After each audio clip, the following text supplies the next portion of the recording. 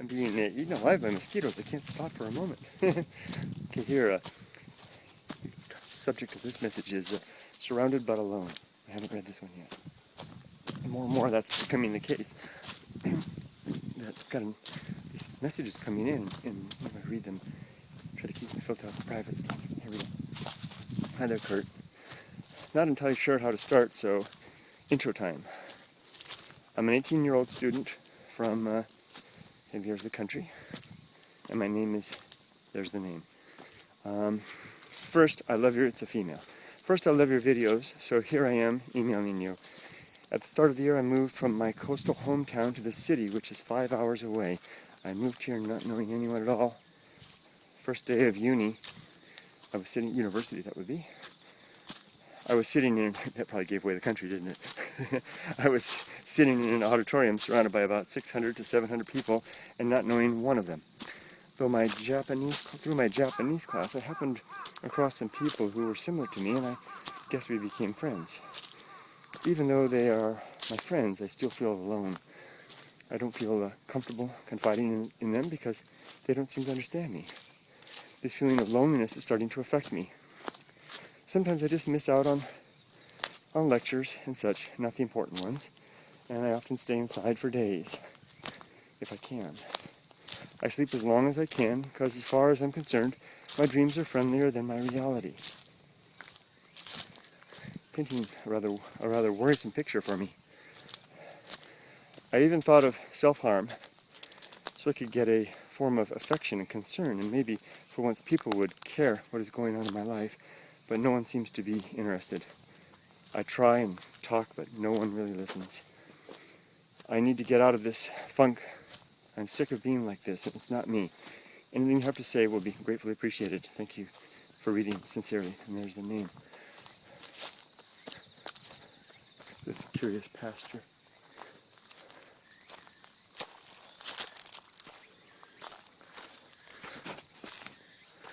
I would expect that someone left his walking stick. I'm going to take it up and use it for a bit.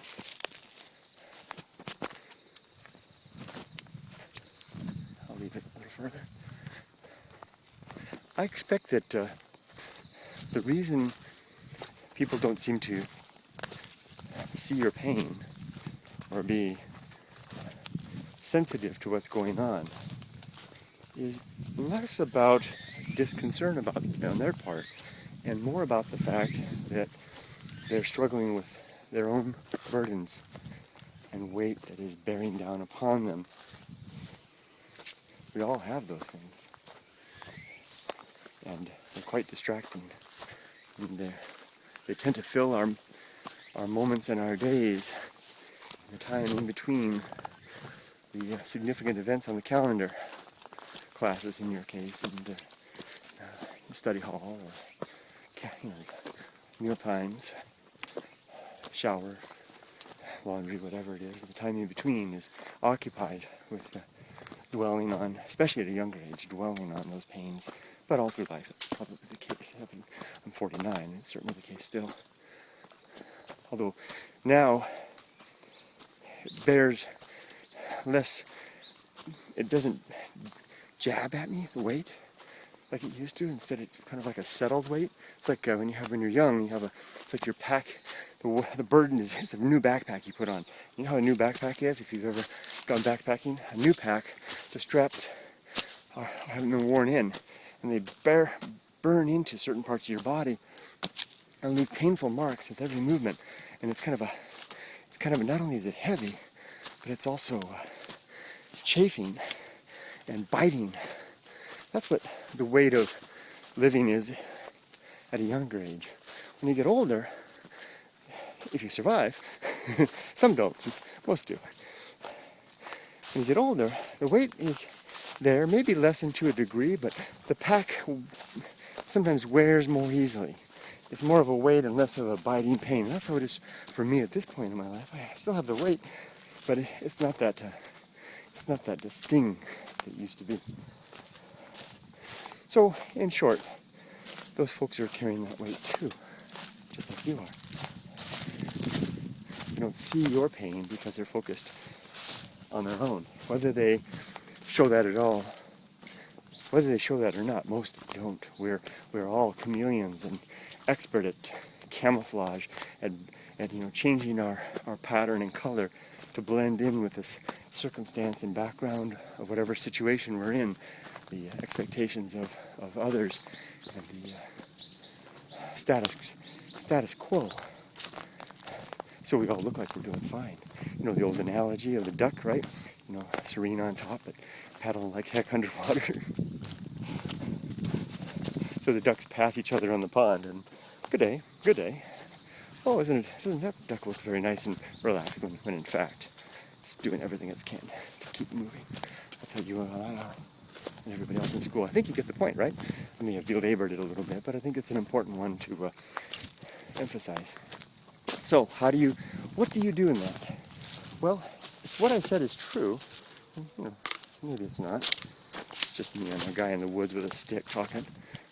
But what if what I'm saying is true? Then I'd lay wagers that a lot of the people you are meeting are feeling the same way to a greater or lesser degree as you. They're waiting for somebody to notice. They're hoping that someone's radar will burn through the cloud, the vapor of their smoke screen, and see their true self within their pain, their hurting self, the suffering part, and will reach out a hand or a smile, lend a kind word, some sort of reassuring sentiment, just as you're kind of hoping that that's going to happen. That seems to be what you want. There's no shame in wanting that. None whatsoever. Don't feel bad about it. But I'll bet the reason you're not getting what you need is because, one, you don't show it. Two, others are too preoccupied to see it. Look at that. There's an old abandoned farm here. What wheel right there. So, what do you do in that situation? Well, what I would do if I were you, I would seek comfort in the reassuring of others. Seek companionship by offering companionship to those who are alone. And a lot of the people that you're going to meet that are people around them are still kind of alone. You know, we'll often surround ourselves with company, any company rather than none. Try to become a friend to someone who needs a real friend. Now don't overdo it too much at first, especially at first. A warm smile, maybe an understanding comment, and if you're so bold and willing, maybe sharing a little secret of your own. Just talk a little bit about what's going on. You know, don't lay it on too heavy. If you lay it on too heavy, especially with new friends, that can turn them off, because in a way you don't want to unsaddle your burden. You don't want to lift your pack off and try to give it to them. They've got their own to carry, and they need a stick. You know, kind of what you become. A good friend is like a stick to help out, right? I mean, you're offering. It's like discovering a stick in the woods, in a way. Thank you, stick, for this fortuitous metaphor and a leaf floating in the hand. Matches my shirt. But that's kind of what you are. You make yourself into a stick along the way. To someone that you meet maybe in your dorm or your housing or you're in your class, and instead of offering to carry their weight or certainly not burdening them with yours, but offer them a hand, a little comfort. You know, the comfort comes not by being a stick in fact, but by simply being an ear that's understanding, a sentimental voice. Look at this large spider next to this little deity. We found ourselves a little deity here. Little Kamidana. You know, because that's something that means a lot to them.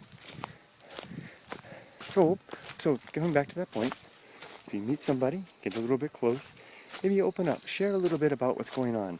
Tell them about the stuff that's troublesome for you in a way that they can then perhaps open their reality and their minds to you and you can commiserate a little bit. Because there's a lot of good feelings in that. Someone that knows that pain. You become closer, maybe a little more trusting, and over time, the depth of your friendship will grow. Because that's one of the things that's most deep and sincere about some friendships, is the ability to share that type of thing.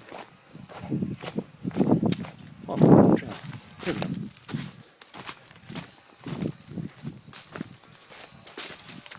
And here, we've come to the end of this little trail. There's a stone here, as often the case in Japan. These little marker stones. This is an ancient trail. See the old kanji markings on there? I'm going to leave the stick right over here